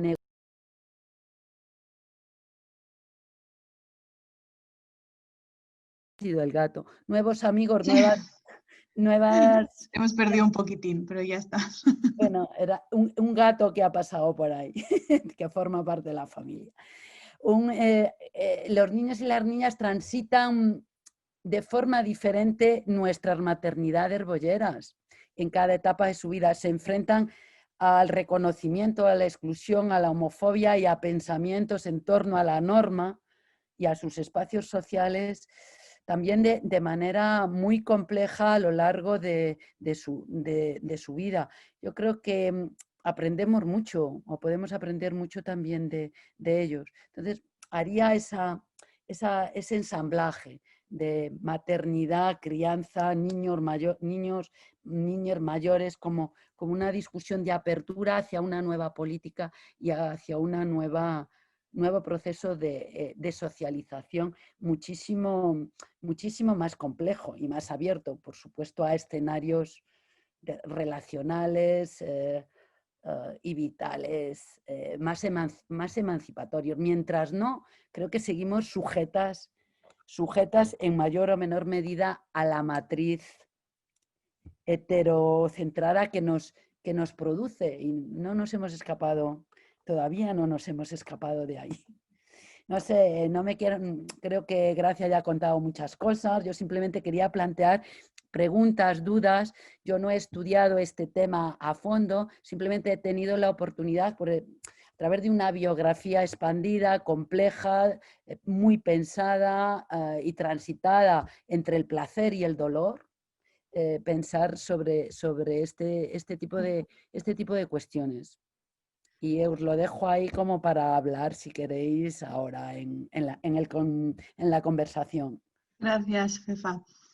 Sí, nos hemos alargado un poquito porque era todo muy interesante y no queríamos cortaros, Ayane. Pero bueno, tenemos ahora como media horita o así, como 20 minutos, media hora para hacer las preguntas que queramos. Mientras van surgiendo o vais pidiendo el turno, voy a ir hablando un poquito yo. Os quiero volver a dar las gracias, me ha parecido súper interesante. Contaros también que en el grupo que nos juntamos mensualmente, que ya os hemos hablado en otros viernes, ¿no? Esta fue una de las grandes preguntas que salió casi desde el principio, de qué tenía de subversivo nuestras maternidades, y fue también pues un temazo. Y bueno, han ido saliendo muchas cosas interesantes en vuestras dos ponencias, ¿no? Como, bueno, pues la parte de romper con ese esencialismo también que muchas veces hablamos, ¿no?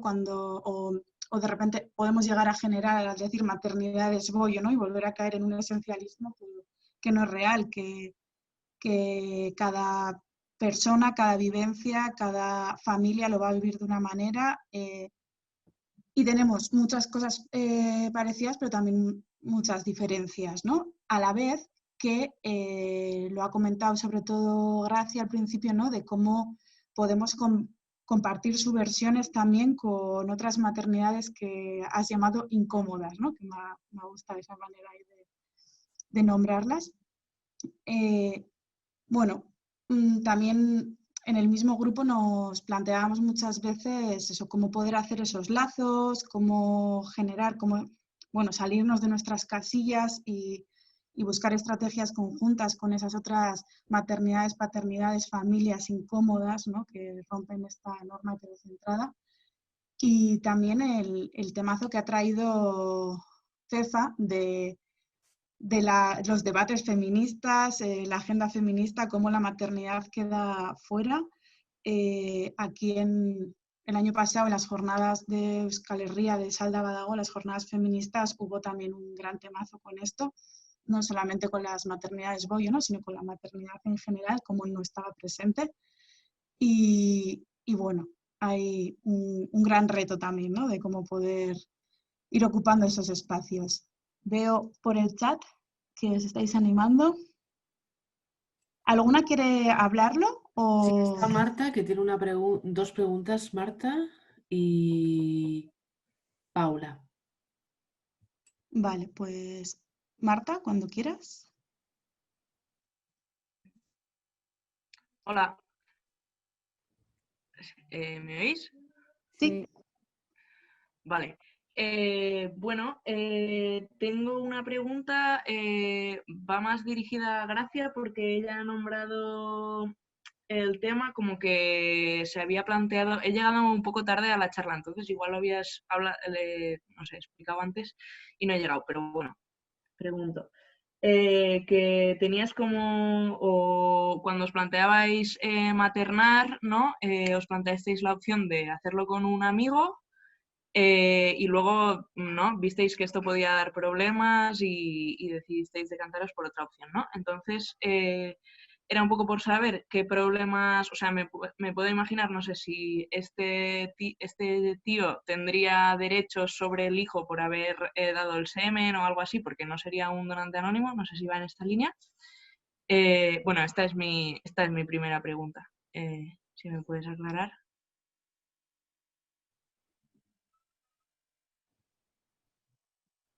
Y no sé, ¿queréis que diga la otra también? Yo te puedo contestar si quieres a esa pregunta. Vale, me vale. Bueno, yo, por ejemplo, mi maternidad fue una maternidad con un donante amigo, amigo de las dos, de mi pareja que ya no está aquí, que murió de cáncer hace 4 años. Y era algo también muy pensado, el querer tener una familia más extensa y no tener un padre, pero sí una persona cercana que se reconociese dentro de la familia. Y para mí fue muy fácil quedarme embarazada, fue un embarazo, una inseminación casera. Y tenía casi 40 años y me quedé embarazada al segundo jeringuellazo que me metí. Y todo estaba muy discutido y muy hablado del tipo de, evidentemente, de orden familiar no normativo y no regulado por la ley, no regulado por el derecho, ¿vale? De acuerdo todo, sin embargo, años más tarde, 4 años, 5 años más tarde, el donante figura familiar, que no puede decir que sea un donante anónimo alejado, sino que estaba dentro de nuestro círculo afectivo, pues rompe de alguna manera la baraja y entra en un proceso de demanda por la paternidad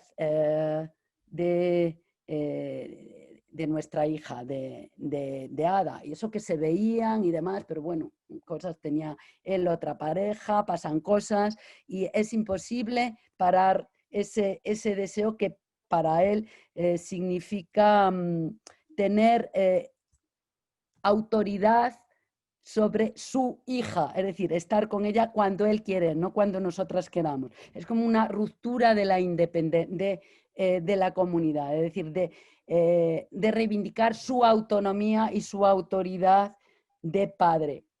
Yo tengo mi derecho autónomo e independiente del vuestro, ¿vale? Entonces entra ahí en un proceso de denuncia que, por supuesto, es largo, es muy duro, entre otras cosas también porque mi pareja María, la otra madre, estaba muy enferma y al final el juez, las juezas, que no eran jueces, las juezas pues le dan la razón. Le dan la razón porque evidentemente la ley solo reconoce como donante a una empresa anónima.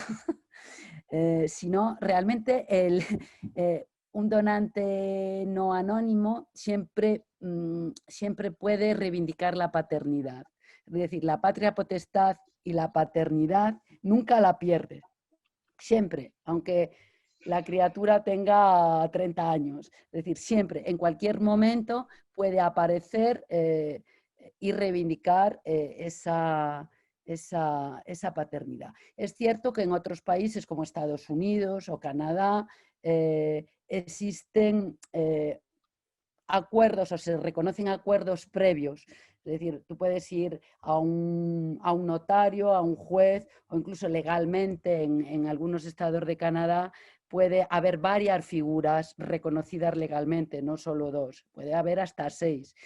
Pero en Europa no. En Europa tú puedes firmar todo lo que quieras antes, puedes llegar a los acuerdos que quieras antes, llevarlos a registrar esos acuerdos frente a notario, pero esos acuerdos no son válidos frente a las leyes que regulan los linajes paternales, maternales. Y en este caso cualquier donante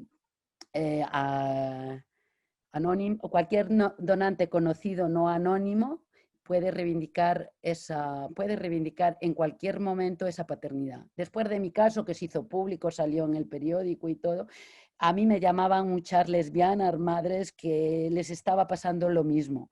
También conozco, y lo debo decir, que no todo es horroroso, y también tengo muchas amigas que tienen donantes amigos que tienen unas crianzas y que les ha salido muy bien. Es decir, no hay nada escrito.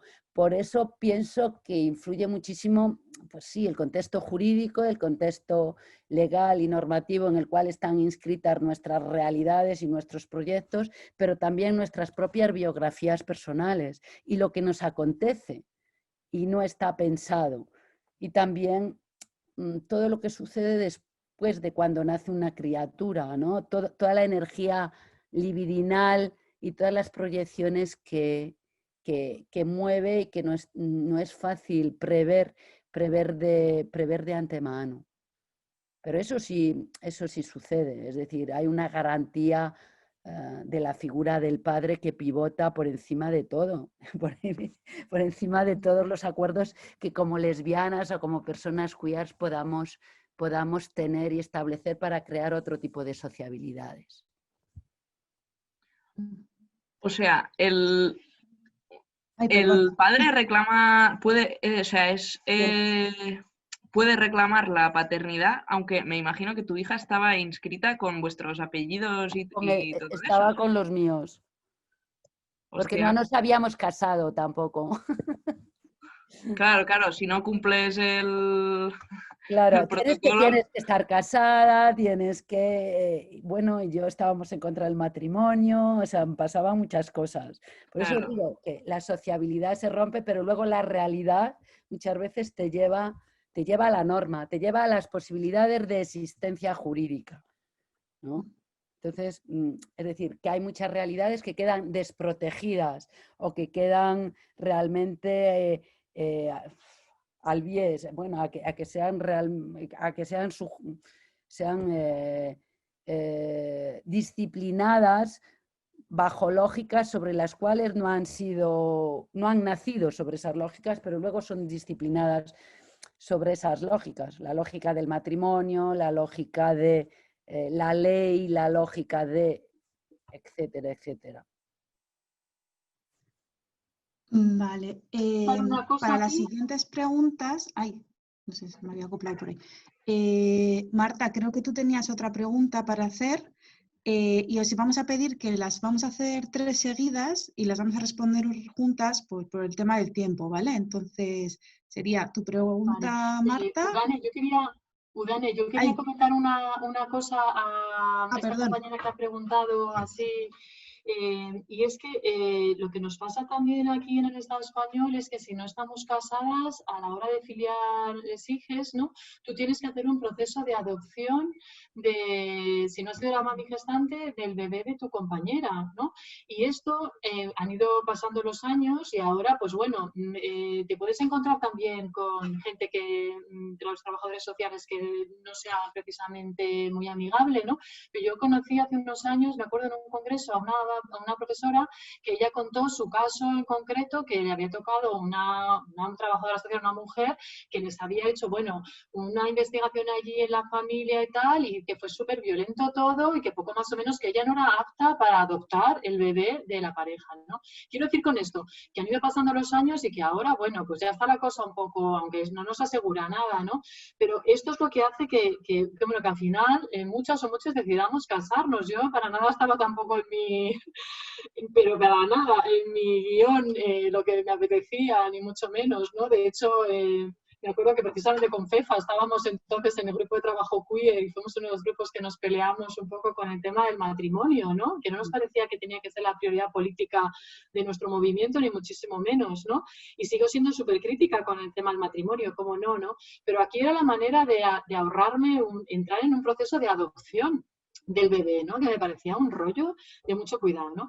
Y también, bueno, por no repetir y por no perder tiempo, porque ya lo ha contado muy bien Fefa, pero a mí me pasó esto de que algún amigo nos ofreció, bueno, pues entrar en el proyecto con diferencias, ¿no? Aportando el semen, también como un amigo gay que también quería y siempre me dejaba caer, oye, si alguna vez queréis, yo aquí puedo estar y me ofrezco como futuro padre y tal. Y al final, bueno, con este amigo que es lo más cercano que tuvimos, al final tampoco la cosa como que llegó a que realmente nos convencimos, ¿no? Todas las partes. Pero quiero decir con esto que es verdad que el marco legal pesa y muchísimo a la hora de inventarnos otros escenarios, eso está claro, ¿no? Y luego es cierto que también, por ejemplo, yo con los años tengo ahora experiencias cercanas que sí han ido bien. O sea que, bueno, pues tengo, por ejemplo, una amiga que un amigo hetero le propuso, oye, ¿tú quieres ser madre? Pues venga, que yo te ayudo con esto, ¿no? Y este tipo aparece en la vida de vez en cuando para ver a la hija y tal, pero nunca reclamó la paternidad. Y tengo otra amiga que sí que un amigo gay quiso entrar en el proyecto con las dos chicas, ¿no? Digamos, la pareja boyera, y este amigo gay está repartiendo ahora los cuidados y tampoco nunca, y no están ni siquiera registrados como pareja de hecho, ¿no? Y los tres, de momento, pues funcionan. O sea que, bueno, en fin, depende mucho de las situaciones, ¿no? Pero es verdad que, por ejemplo, en esta familia de tres, a veces hemos comentado así entre las amigas, oye, pues igual tendríais que pensar algo, porque si pasa algo a la madre que parió, que al final es la madre de cara a muchas cuestiones sociales, los otros dos como que... Entonces ahí es cierto que él tendría una posible demanda por paternidad también, ¿no? Si quisiera. En fin, que el marco legal nos ata y mucho a la hora de inventar otras posibilidades, otros proyectos, ¿no? Vale, pues muchas gracias. Pues yo creo que no hago la segunda, sí dejo paso a las compañeras que pregunten y luego si queda tiempo ya hago la segunda. Bueno, como quieras, Marta. Si no, la propuesta que traíamos era hacer 3 seguidas y igual responderlas conjuntamente o así. Ah, vale. Pues entonces, mira, la otra que tenía era como, yo tengo un debate interno, ¿no? En torno a esto de pedir que el Estado nos garantice la maternidad por, bueno, pues no sé cómo se dice esto, lo de, bueno, poner semen. ¿Vale? Como que pienso, joder, o sea, si yo me considero anarquista, ¿sabes? No, ¿por qué le estoy pidiendo al Estado que gestione esto por mí? Cuando lo que, o sea, ¿no? Lo que tendríamos que hacer es como generar laboratorios de tíos que se pajeen y luego mezclar el semen, ¿sabes? Y entonces inseminarnos y punto, ¿sabes? O sea, esto es lo que pienso yo desde mi ignorancia y inexperiencia en el tema, ¿eh? Y no sé... porque pienso, ¿tenemos derecho a ser, o sea, tenemos derecho a ser madres? Sí, pero ¿tenemos derecho a que, o sea, a que un Estado nos insemine porque somos bolleras o porque somos infértiles? O, ¿sabes? O sea, no sé, tengo ahí como mucho debate. Igual puede ser, digo, igual es lesbofobia interna o no, no lo sé. Pero esto no sé, me llama la atención en el debate este, ¿no? Como que mi lucha iría más enfocada a esto, a generar alternativas o a generar otros tipos de redes de apoyo o de cosas así. No sé cómo explicar, no sé si queda claro. Me pongo nerviosa porque no estoy acostumbrada al ordenador y es un poco raro. Creo que se ha entendido. Pasamos, era Paula, que estaba también con una pregunta, y luego Aida, que la leeremos, que la ha puesto aquí en el chat. Hola, ¿qué tal? ¿Se me oye, no? Sí. Yo, en verdad, tengo 3 preguntas, pero voy a intentar ser muy rápida, ¿vale? Lo primero era por ampliar un poco de información. Cuando Gracia ha dicho que a partir de 2006 se volvió a prohibir, más o menos, la reproducción asistida para mujeres solteras y polleras, decir que, bueno, un poco, a lo mejor era una información que solo teníamos en la periferia sur de Madrid, no lo sé, pero en el Hospital Severo Ochoa de Leganés, pues esto se incumplía y legalmente hacían lo que querían. Conozco, bueno, el caso es que igual era una información que venía más del boca a boca y así lo utilizábamos, pero que como que hubo ese pequeño salvoconducto. Y las preguntas son, la primera a FEFA, que bueno, igual este mecanismo de enterarte de cómo usar un hospital y no otro para poder optar a la sanidad pública sería una respuesta y un ejemplo de lo que te voy a preguntar, que es un poco sobre la contradicción que supone el acercarse a las instituciones y utilizarlas para cambiarlas y lo que nos cambian las instituciones cuando las utilizamos, ¿no? Pues esto que muchas veces decimos de que el matrimonio homosexual pues no se heteronormativiza, perdón.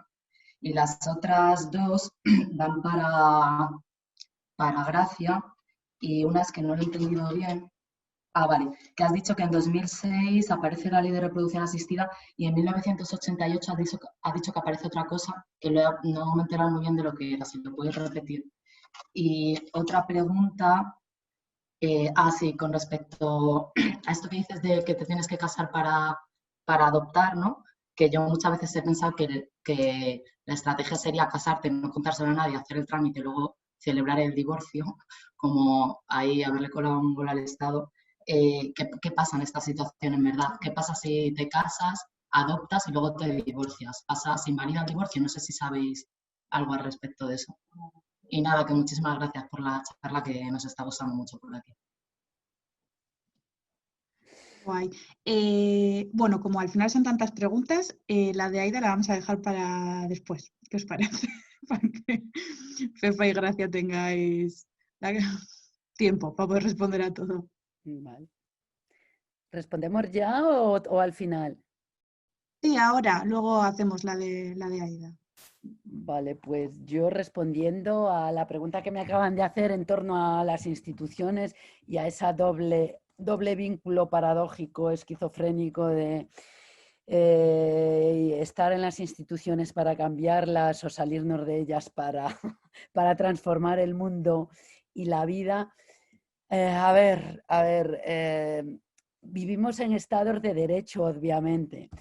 Yo cuestiono el matrimonio, por ejemplo, cuestiono muchas instituciones de derecho social y sobre todo cómo operan, pero no puedo decir así a voz de pronto que desaparezcan totalmente o que salgamos totalmente de esas instituciones y que no hagamos uso de ellas. Yo creo que lo que tenemos que reivindicar es que si existen, tienen que ser iguales y justas para todo el mundo. Que si existen técnicas de reproducción asistida en la sanidad pública, tienen que ser iguales, justas y con las mismas técnicas, los mismos usos para absolutamente todo el mundo. Ahora bien, creemos que puede haber otras formas de estar en la vida que no están registradas o que no están contempladas.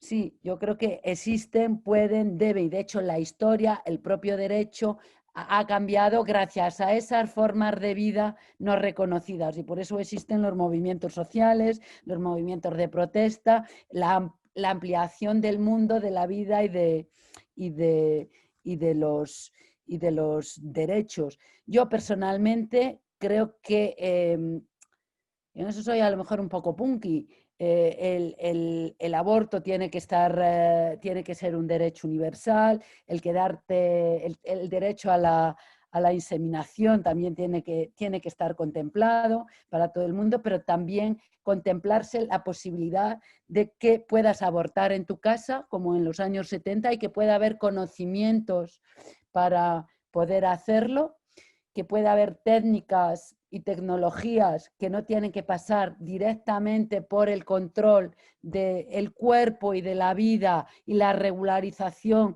de todos los movimientos y de todas nuestros pasos por la vida, que tengan que estar en las manos del Estado, por así decirlo, y lo mismo los modelos y las múltiples y variadas formas de relacionarse. De hecho, existen familias que legalmente no están reconocidas y eso ya es un hecho. Y existen inseminaciones caseras. Yo soy un ejemplo, quiero decir, y como yo miles de personas, miles de bolleras y de mujeres. Eso ya es un hecho. Es la lucha entre en qué medida queremos que el Estado organice nuestras vidas y que organice nuestra sexualidad y que organice nuestros cuerpos. En la medida en que organiza, hay una parte que se pierde. En la medida en que se nombra, se fija y se fija una realidad. Se fija siempre para dejar otras realidades fuera. Entonces yo creo que es una lucha de doble vínculo. Yo creo que las instituciones existentes tienen que ser democráticas, tenemos que luchar que todos los derechos sean reconocidos para todo el mundo en igualdad de condiciones, pero también tener la posibilidad de organizar tu vida, tu cuerpo y tu cama como quieras. Y de hecho existen esas posibilidades, ¿no? De hecho existen ya esas realidades. Es contradictorio y es muy difícil, yo creo, que cambiar las instituciones desde dentro. Necesita una potencia desde fuera siempre. Cualquier institución, la matrimonial, la médica, la universitaria, siempre necesita una potencia externa que la desplace. Si no, no se cambia. Se transforman pequeñas cosas.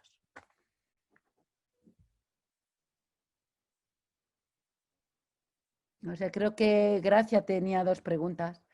Sí, bueno, sí, Nora, por completar un poco esta cuestión anarquista, que me parece que es súper interesante, claro, y que siempre nos sobrevuela, ¿no? Cuando pensamos todas estas cuestiones, ¿no? De hasta dónde vamos a dejar que el Estado se meta en nuestras vidas, ¿no? Yo creo que el Estado lo que hace es ofrecer un marco, ¿no? Y aquí, claro, nos ofrece, digamos, el marco para poder, en este caso, sí, ser madres en condiciones, digamos, ¿no? O sea, a poder ejercer una libertad, ¿no? De llevar a cabo nuestros deseos, en este caso, y unos deseos muy legítimos, y más veniendo desde sujetos a los que históricamente se nos han cuestionado estos deseos, ¿no? Como venimos hablando, ¿no? Además, fíjate, estos deseos están muy atravesados también, o la posibilidad de estos deseos muy atravesados por la cuestión de la clase, de ahí que estamos hablando de que tengan que estar incluidos en la sanidad pública, ¿no? Porque si no tienes recursos, entonces pues te tienes que ir a una clínica privada y no todo el mundo puede pagarse estos procesos que son larguísimos y carísimos y tal, ¿no? Por cierto, que nosotras, por ejemplo, también empezamos con la inseminación casera a través del banco danés de semen, que hablábamos el otro día. Nada, pues fue así un intento bastante divertido, ¿no? Te llega la urna a esta casa, todo muy peliculero, ¿no? Pero bueno, la probabilidad es muy bajita, claro, también de quedarte así, ¿no? Y luego además ahora lo interesante es que ya lo han prohibido, ¿no? Ahora necesitas como un intermediaria profesional para poder hacerlo. O sea, que esta es una vía que se ha cortado, que creo que de esto estamos hablando poco, ¿no? Porque es una manera también de escaparte al tema, sobre todo a la clínica privada, ¿no? Entonces, yo entiendo por ahí lo de la protección del Estado, ¿no? El marco y sobre todo que luego se nos asegure que esto se pueda hacer en la sanidad pública, ¿no? Sobre la cuestión de la ley que me preguntaba esta compañera, la cuestión es que la ley de reproducción asistida del 2006 en realidad lo que incluye estaba en gran medida contemplado ya en la del 88. Fíjate que es una ley bastante pionera y que situó al Estado español en una posición bastante avanzada en estas cuestiones a nivel de países occidentales, ¿no? Y es que tú podías acceder a las técnicas de reproducción asistida independientemente de la opción sexual, del estado civil y de si tenías pareja o no. Fíjate, cosas que luego, años después, a la señora Mato le pareció que no, cuando ella dijo que lesbianas así mujeres sin pareja varón, que eso no era un problema médico, ¿no? Que la falta de varón está la frase famosa, la falta de varón no es un problema médico, aludiendo a la infertilidad y que, por tanto, no se podía sufragar en la sanidad pública, ¿no? Pues, claro, esto es una cosa que respondía, por supuesto, a su manera de ver no solo la familia, sino la sociedad y en fin, la vida en general, ¿no? Lo que me has comentado de Leganés no lo he entendido muy bien. No he entendido si Leganés, estando en la Comunidad de Madrid, se escapó un poco al decreto de Agamato, y si es así, me encanta esta historia de Leganés, territorio subversivo. No lo sabía. No sé si esto es lo que comentabas. ¿Puedo contestar? Es que, ¿sí? Sí, sí. Lo veo en tu cara, pero como tienes el micro... Sí, claro. Que te estaba contestando justo por el chat, que en Leganés a mí me contaron el equipo de ginecólogas que ellas se acogían a eso desde el 91, porque en el 91, como lo que estás diciendo tú, como no estaba regulado que todo el mundo tenía derecho a la reproducción asistida, independientemente de sus condiciones, como no había dado este boom en el que las parejas heteros empiezan a inseminar, pues simplemente se había recogido así. Y entonces, desde el 91 que ellas estaban llevando a cabo procesos de inseminación, pues se habían acogido a esa ley, punto. Entonces, luego cuando vino el boom en que mucha gente se inseminó y se vio esta cosa más de cerca, y entonces pues pasó esto de que sacaron la orden ministerial y algunas comunidades la acogieron, entre ellas Madrid, pues estas tipas dijeron, no, este es nuestro trabajo, creemos en la sanidad pública y lo vamos a seguir haciendo así. Y yo en mi caso me enteré porque una amiga, una conocida amiga que es madre soltera por decisión propia también, pues me lo comentó. Y yo tenía, es verdad que mucho la idea esta de que el Estado no va a intervenir en mi inseminación, así que no voy a hacerlo así hasta que llegue el momento de la verdad y todo eso. Si ya ha sido de por sí es difícil, pues sin que intervenga el Estado muchas veces más. Y entonces, pues como me acordaba de esta cosa, me dijo un poco los pasos a dar y después que, bueno, que son unos pasos concretos, ¿no? Pues de pedir cita al médico de cabecera en tu ciudad, o sea, en el que tú tienes asignado, en tu barrio, y de ahí le pides una cita con el especialista, pero decides que sea en Leganés la cita. A esto tienes derecho. Y una vez que vas al especialista, simplemente le dices que te quieres inseminar. Y ya te deriva a inseminación, pero en el hospital de Leganés, porque a mí en Fuenlabrada, primero lo intenté en Fuenlabrada y me lo denegaron. Entonces, después de ya hacer todos estos pasos, a muchas otras personas me han llamado para preguntarme y yo les he contado esto. Y así supongo que se va esto como con el boca a boca. Luego ya, claro, ahora ya es legal creo que desde el 2015 o 16, porque curiosamente mi inseminación fue ilegal por una semana, de lo cual estoy bastante orgullosa.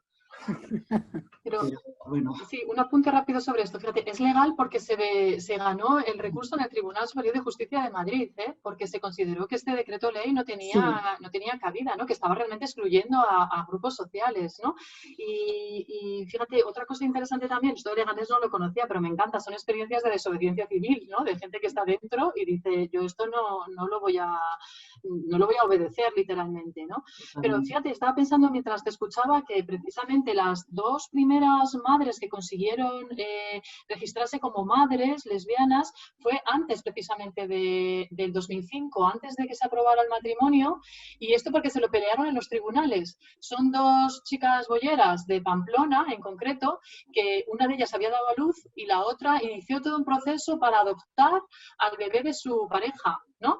Y al final lo consiguieron, pero lo consiguieron los tribunales. Y digo esto porque en los marcos en los contextos en los que no hay leyes como las que tenemos aquí, la gente acaba consiguiendo, si lo consigue, acaba consiguiendo las filiaciones a base de peleárselo en los tribunales, ¿no?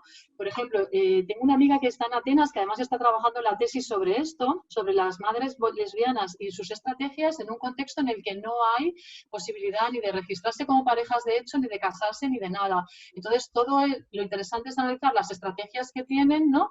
Para conseguir eso, a base de pelearlo en los tribunales.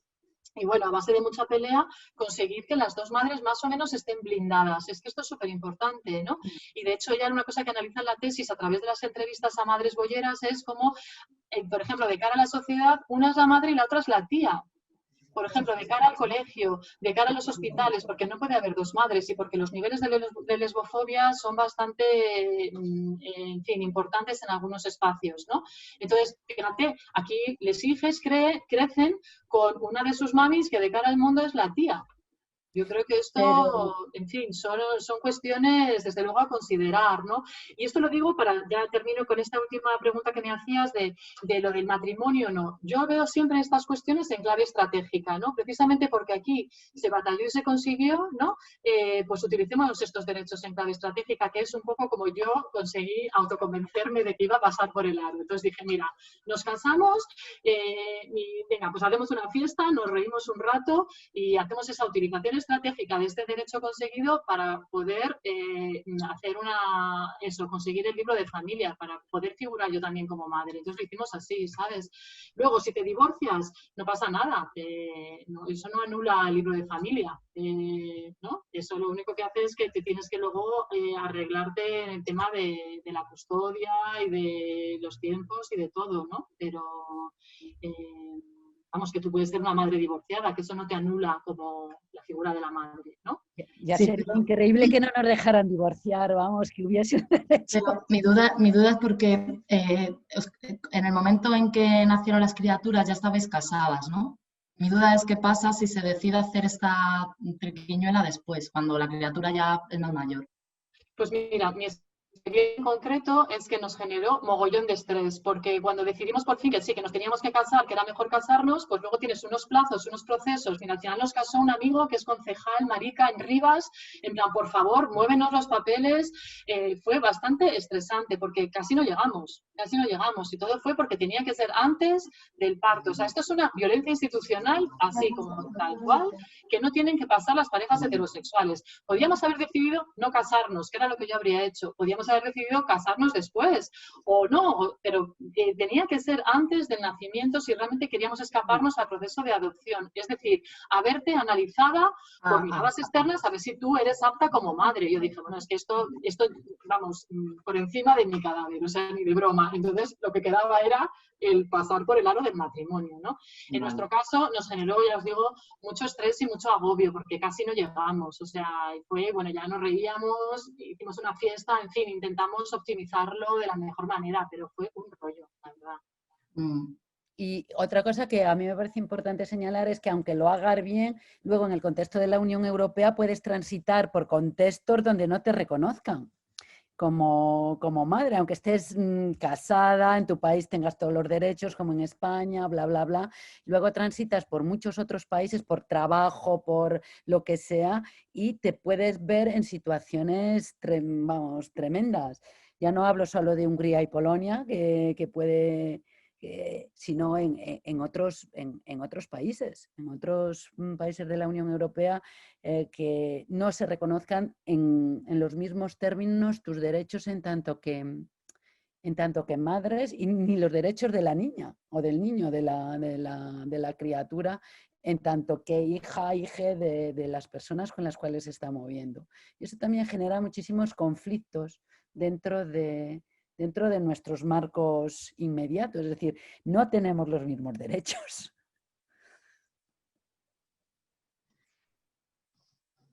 Vale. Bueno, yo quería comentar una cosita rápida y leo la pregunta de Aida y cerramos, ¿vale? Quería comentar, nada, que con lo que estabais diciendo de este intento de sacar a las mujeres lesbianas y a las madres solteras de la reproducción asistida, sí que aquí en Euskadi han quedado ciertas secuelas aún sin cumplir esto, ¿no? Para hacerla contra esto, lo que hicieron fue hacer una ley autonómica que daba el derecho individual a la mujer, tuviese la condición que tuviese.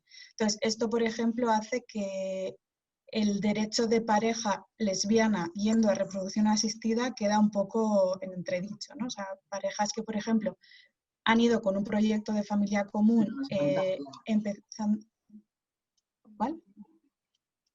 Ah, no. No sé, que alguien había dicho algo. Empezando un proceso pues con uno de los cuerpos al final, ¿no? Y querer hacer un cambio en un momento dado por alguna razón que se había encontrado, se tiene que volver a empezar el proceso desde el principio, con lo que todo eso de tiempos supone y así. Y luego que si quieres intentarlo las dos conjuntamente, no tienen un servidor... Ay, vale. un servidor, un ordenador en el que poder registrar a las 2 personas a la vez, a las 2 mujeres a la vez, haciéndose las pruebas, poniendo que son pareja y que las 2 quieren pasar el proceso pues, por el que te obligan, ¿no? de hacerte todas las pruebas estas y así. Entonces, bueno, que al final de alguna manera también está teniendo consecuencias en los procesos. Bueno, que quería como compartir esa parte, que aquí en Euskadi sí que ha traído alguna denuncia y alguna cosa, bueno, que sigue ahí debatiéndose. Y creo que solo está el de Aida, ¿o hay alguien más? Mary, tú que estás ahí con el chat a tope. Bueno, voy leyendo el de Aida. Aida nos preguntaba cómo romper con los preceptos heteropatriarcales a los que se empuja nuestra maternidad y no dejarnos llevar por ellos.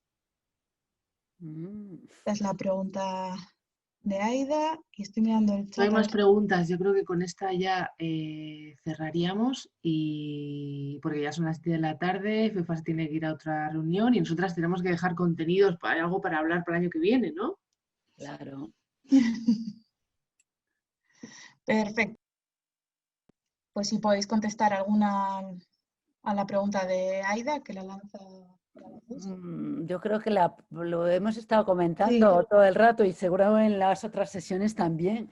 Yo creo que cada situación te pone en un lugar y continuamente estás tomando decisiones en relación a distanciarte de esos preceptos heteropatriarcales, aunque no siempre es posible y muchas veces lo haces como para gestionar una vida posible. Yo no me quería casar y al final me terminé casando también, aunque más tarde, cuando mi hija ya era mayor, y también por una necesidad de proteger determinadas cuestiones en situaciones de extrema vulnerabilidad, como es estar cerca de la muerte, ¿no?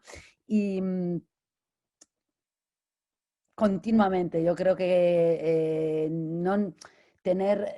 tener la antena abierta nos ayuda. Yo creo que compartir con nuestras amigas los problemas nos ayuda. Yo creo que cada vez que tenemos que salir al cole, a muchísimas instituciones a gestionar cuestiones en relación a nuestras crianzas, maternidades, etcétera, etcétera, estamos desplazando, estamos cuestionando posiciones, miradas, culturas y normas heterocentradas. Y salirse de la matriz supone una revolución brutal. Yo creo que lo he intentado decir, una de las cosas más estratégicamente hablando, más que nos podrían ayudar a abrir nuevos escenarios es introducir este tema en concreto, crianzas queer o crianzas bolleras y maternidades bolleras en una agenda política mucho más amplia, que es la agenda feminista, donde creo que casi todas nosotras, en mayor o menor medida, o de diferentes posiciones, pivotamos, reflexionamos, teóricamente, políticamente, pero también es la agenda que ha construido nuestro deseo. Con lo cual, creo devolver ese deseo.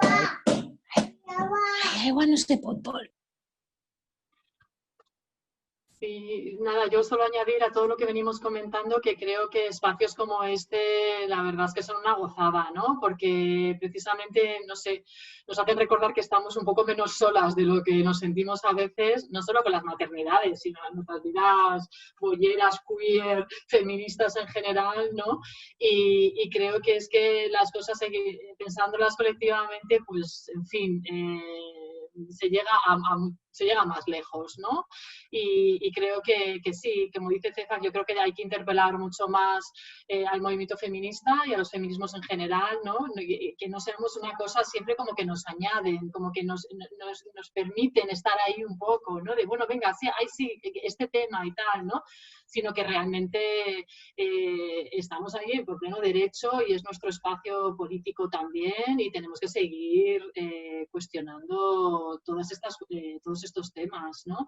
Es verdad que las maternidades siguen siendo muy incómodas y desde luego esto es todo un tema. Las maternidades deseadas, yo creo que el feminismo no sabe muy bien qué hacer con ellas, ¿no? Es como que realmente le cuestionan mucho este discurso que lleva mucho tiempo poniendo en marcha el feminismo de cuestionar las maternidades. Entonces, claro, es que es más complejo, ¿no? Y creo que ahí es verdad que hay toda una potencialidad muy importante, ¿no? Y, en fin, nada, que estos espacios yo creo que son súper útiles a muchos niveles y nada, y otra estrategia se me ocurre también que es el humor, ¿no? La creatividad, el humor. Sigamos viéndonos, aunque sea a través de la pantalla, y riéndonos un poco y echándole imaginación al asunto, y sobre todo en clave colectiva, ¿no? Yo creo que para mí estas son cuestiones fundamentales, vamos. Así que nada, es que ricasco por convocarnos a esta tarde invernal. Sí, muchísimas gracias. Para mí ha sido un placer también y que sigamos adelante, que sigamos. Pues es que ricasco por participar, por venir, por aguantarnos 3 viernes seguidos a algunas personas, o por lo que se haya podido, por compartir. Y cogiendo un poco esto que decía Gracia y que también lo has comentado antes, justo cuando nos hemos juntado para empezar, antes de que entrase la gente, de la pena de que las jornadas digitales estas online lo que nos quitan es luego lo humano y la cervecita de después en el bar y el charloteo, ¿no? Pues eso no lo podemos tener, pero Mary, que está de DJ al principio y al final de las jornadas, pues nos va a poner una canción y si queréis, pues podemos bailarla. Qué bien. Ricasco.